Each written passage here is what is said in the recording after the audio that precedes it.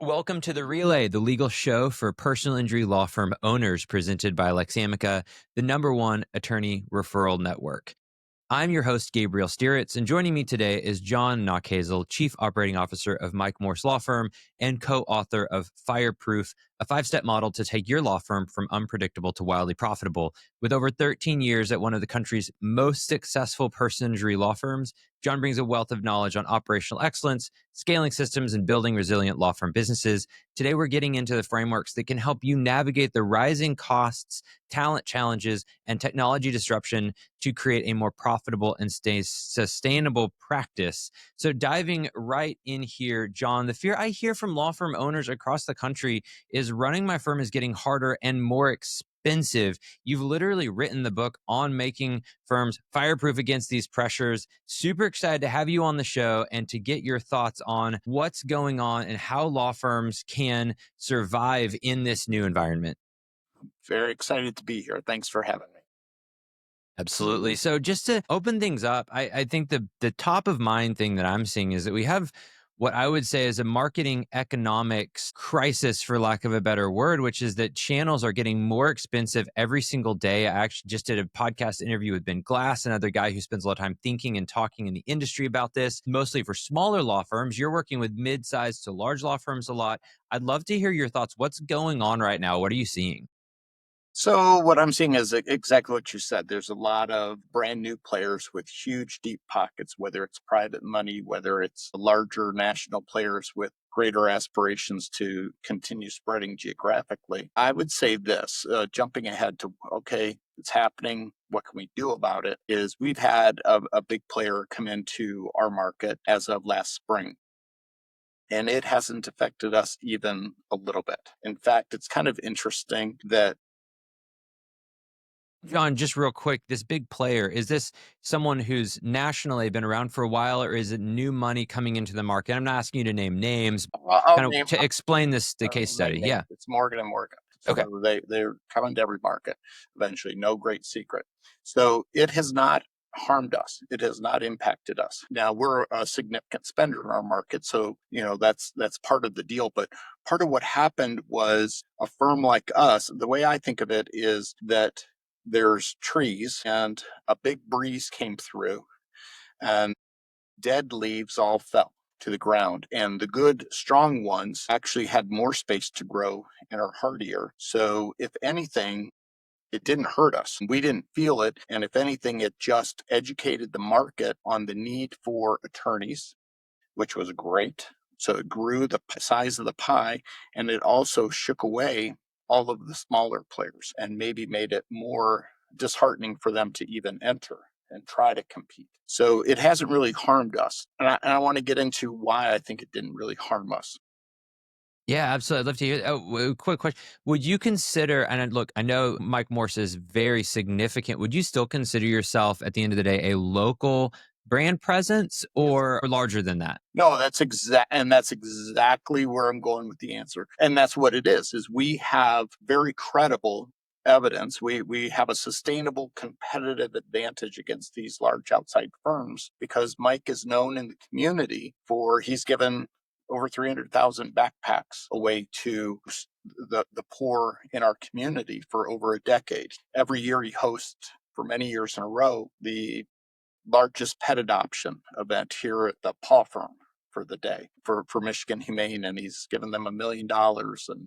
And just we have the credibility of we're actually from the community. Mike was born here. He went to University of Detroit Law School. That's something that can't be replicated. He has done NIL deals with Michigan and Michigan State athletes and now other schools as well. So you can't see Mike and not think of Detroit and in the Michigan market. And it's credible in a way that the others just can't replicate. One of my favorite things to do is go to local restaurants with personal injury law firm owners who've invested in their local brand because they're actual celebrities. The waiter or waitress comes, oh, can I get a photo with you? I've seen you all over. I know your jingle. I've talked to flight attendants on the way out of town who can sing the song. They've grown up listening to it. That's really deep brand equity. And I really do think that there's something powerful about that. you, unlike when I was talking to Ben on the episode, y'all are spending a lot on paid ads. Ben is very much more on the grassroots side of things. Did you have to increase your cost just to compete on the spend side, or were you able to avoid a bump in just the rising cost of keywords and everything associated with a new entrant? Yeah, the cost of poker has gone up. It has. And so it's gone up a bit, but not to the point where we can't survive it. But yeah, it's tough out there, and but it's all right. We have deep pockets. We'll be fine. Yeah. So for someone who doesn't necessarily, what would your suggestion be for weathering that storm? Is it to pull out of this spin for a little while until that other law firm, the things cool down? Is it to say, look, like you're going to have to go get your credit line out and you're going to need to, you're going to need to just go head to head for a little bit? How do you deal with that when you are in the paid spend category and a big competitor comes to town? Yeah, I guess what I would say is you can try to wait the storm out. The storm's never going away, ever. It's here and it's just going to intensify. So I think that's not the way to do it. I think the most important question centers on, do you want to create a brand? Creating a brand is very expensive and it's not for everybody. So it takes a lot. At first, you're going to spend a lot of money, not get a lot of bang for the buck. Eventually, you break through, and in theory, you get the better cases and it becomes less expensive. But that's a really tough road. So maybe you really need to lean into the grassroots if you don't have a brand yet, or you need to become great digital in the direct response arena and really concentrate on operational excellence and being able to allocate as much money as you can to marketing because all of your operations are so tight and streamlined. I have a high degree of conviction that brand based marketing and advertising for law firms is the best way to go, whether you're talking about competitively or from a cost perspective. You're a numbers guy. How do you reconcile brand based? Because I hear that conviction in your voice too, with the fact that it's harder to measure brand equity and it's harder to attribute cases directly to brand when you want to nail down and you have some of the most robust spreadsheets I've ever seen. How do you reconcile the fuzziness of the brand and the power with the fact that you really want to understand your numbers? Right. No, it's that's a great question. So luckily I don't have to do it alone. I have Trudy, and she's our head of marketing, and she's obsessed with getting the attribution as tight as possible so that she knows exactly where the cases came from. And we're able to look at it holistically and then also on an individual case level. And we're looking at it that way, and we're using the different means for different purposes. So TV and billboard, we use those for building the brand. But the call to action, the direct response, is more digital. So we're looking at our overall spend and seeing if the cost to acquire a case is going up or down. We're looking to see if the value of those cases, when they ultimately resolve, is it going up or down. And are you Yeah. intentionally saying, hey, we're going to change TV spend in this area, see what happens over the course of a few months to continue to validate if that is a channel that we should, and essentially running a sensitivity analysis to changing dollars on that? Is that the kind of test you're running? Because otherwise, you're just in some type of a last touch attribute analysis for your campaign. And we all know that that's a kind of a losing battle. So it's funny, literally today, in my office right here, Trudy was sitting there and we were talking about it. And I revisited why I hired her in the first place. She was working for the cable company, she was selling us media.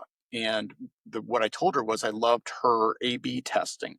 I would give her budget and she would conduct two tests. Then she'd present the results and say that B outperformed A. We're going to shut down A and increase the budget on B. And I'm like, that's exactly why I chose to hire her and add her to our team, because that's the way to do it, is try something. You have to experiment, and you never stop conducting experiments, and you just stay on top of it to find out what's working.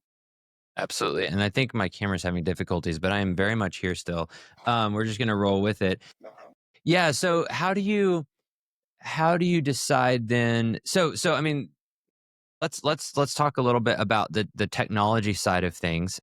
Again, as someone who's really focused on the numbers, we're seeing AI products coming to market constantly around demands, drafting, analysis, client communication. My thesis, and I posted this on LinkedIn, is that the cost to do case management has decreased dramatically even over the past 18 months. And now, not all law firms have adopted those technologies, but as kind of a theoretical maximum point for optimization right now, you can pretty dramatically reduce your human labor costs. Do you agree with that thesis, or do you think that it's still too early to see those labor costs going down with AI?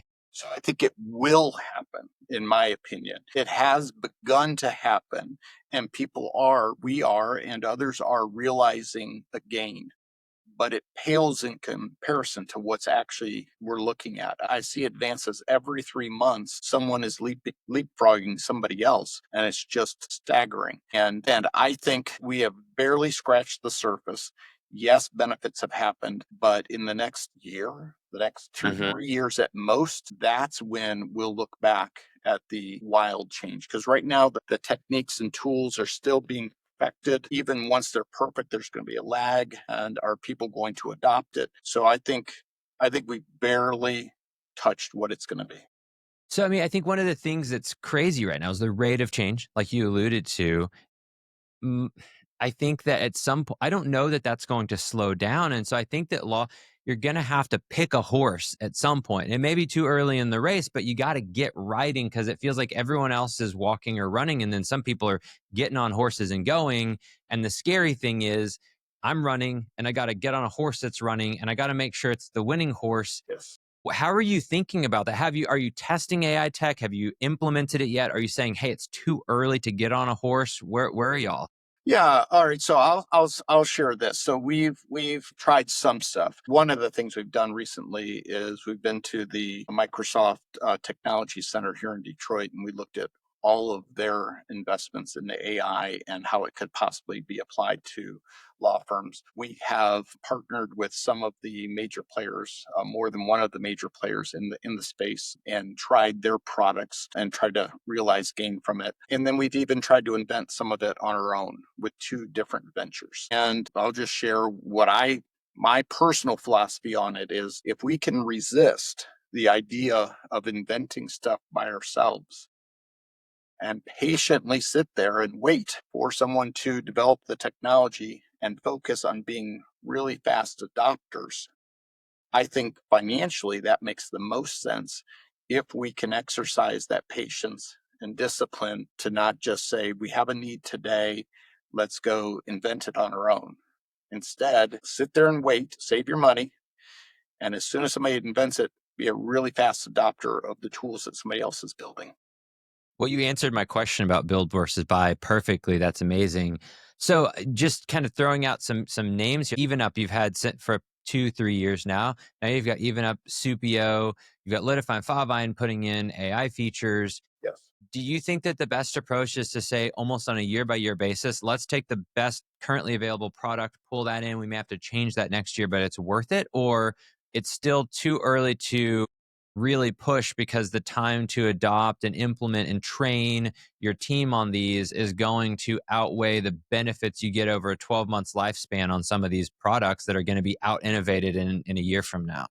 So it's probably the sensible middle. So I've got my cell phone here. A better one has come out, and there'll be a better one 3 months from now and a better one next year. But at least I have a cell phone, and it's got a good camera and video and things, and it's great. And so I think that's where we are, is get a phone. Start somewhere. Understand that you may need to jump off that horse quickly when somebody else appears. And I do think that the vast majority, I don't know if that's fair. I think a lot of the AI is going to be in some of the major players, whether it's Salesforce, whether it is Microsoft. They're going to be embedding the AI into their products. So we were actually the first law firm to use Salesforce's Einstein, their AI, and we've been using that in our intake, and coming up with a score to determine the viability of whether or not a case is likely to sign or and produce. So we're trying to find things like that. But I think that, yes, find a horse or two to ride, but keep aware of what's going on because it's changing rapidly. That seems like incredibly sensible advice and spoken like someone who's deep on the operations side. How are you vetting these vendors in the space that are cropping up? They raise 10, 50, $100 million 6 months ago, but no, their product is basically brand new. How much are you willing to take a flyer on, look, we got to get on some horses here versus saying, look, we're going to not be the first adopters? I've talked to people in law firms who are like, yeah, if you can't give us five, just for like Samka, if you can't give us five references, we're not even going to buy. And other people who are like, yeah, I'll get in early. I'll help you make sure the product is really good, and then we'll purchase. Where are you on the spectrum? And what's your advice to people who are maybe not like you guys are forward thinking technologists, but a lot of people aren't? Yeah, so it's we actually have to exercise patience to wait long enough to be the beta. We're in a beta right now with someone and helping them make their product better. And I think that that's the right path for us. Not waiting until it's perfect, not inventing it ourselves, but saying we are a happy beta tester, put it through the rigor. We'll test it for you, provide the feedback, let you know what needs to be improved. But we know that we are gleaning the benefit from it at least as soon as, if not before, anybody else. At this point in time, and I'm not asking you to make a prediction about the future, are you more bullish on the highly verticalized solutions like EvenUp and Supio, or more on the generalized Salesforce, Microsoft, OpenAI solutions that can be customized to your use case, but have larger budgets behind them and have been around longer than some of the other? Like, where do you have a point of view on that, or are you pretty agnostic? Kind of agnostic, but I guess what I would say is this is that yes, Salesforce and Microsoft, they're going to have the huge budgets and they're going to be buying the companies and doing all the things and making it mainstream for every vertical. But there will always be a place for the industry specific players where some of it's having the technology. That's neat. The technology exists to do so many things and solve problems. And really, the adoption is not learning that this technology exists, but applying it to an industry specific problem and communicating it in a way that it becomes accessible to the user. So I think we'll always need industry specific champions that serve it up on a silver platter for us. Absolutely. I mean, look, application layer, I actually was way more bearish on the application layer for a while and then started to see how important it was for those companies to come in and develop specific solutions for legal for whatever the vertical is. And so I'm leaning more toward the application layer. It's unclear to me who the winners are going to be, and that's the one thing that concerns me. Like, are we going to see a lot of roll-ups? Are we going to see some companies go under? I don't know exactly how that's going to play out. That's my only concern with the application layer. But in terms of the actual products, I think they're getting very sophisticated. So for sure. I guess maybe an example, what I would say is that, okay, when Chat GPT came out, we saw that it could write anything that we wanted in the form of a Shakespearean sonnet. Cool. So what? And what that created was the need for someone to show not here's the technology, it's here's how the technology applies to your specific use case. That it's bridging that gap that has not allowed the technology to be fully embraced yet, is because there needs to be that hand holding by those industry specific players teaching us what to do, not just that it exists, but how can it be applied to our specific problem that I'm experiencing today. Yeah, and I mean, using the headline making issues have been when a lawyer goes straight to OpenAI, asks it to draft something, and doesn't understand that while it'll give an output, that's not necessary. And that's where the application layer, like the vertical specific, adds a lot of value, even if that's just de-risking the tool itself, because the tool has so much power. De-risking it can be a lot of the value proposition. So that's a really great point that you make. We're coming up on time on the episode. I feel like we could go for 50 minutes here. This has been fantastic. We've only covered two of the points I was hoping to get to, so we'll have to do this again. But just in summary, a lot of big changes here. You're seeing local competition. You're doubling down on branded campaigns, your local brand as one of the biggest local brands in America. You have a lot of authority in that domain. and you're testing AI, you're riding some horses, you're seeing how things are going. Fascinating, John. Really appreciate it. We're going to be at the Fireproof Conference. I would tell anyone who is looking to build their firm, go to the Fireproof Conference, read the Fireproof book, talk to John Nachazel. He's at the forefront of all of this change. And if you're looking to not get left behind, he's a great horse to bet on. John, thanks so much for being on the show today. Thank you, Gabriel. That was really kind. I appreciate it.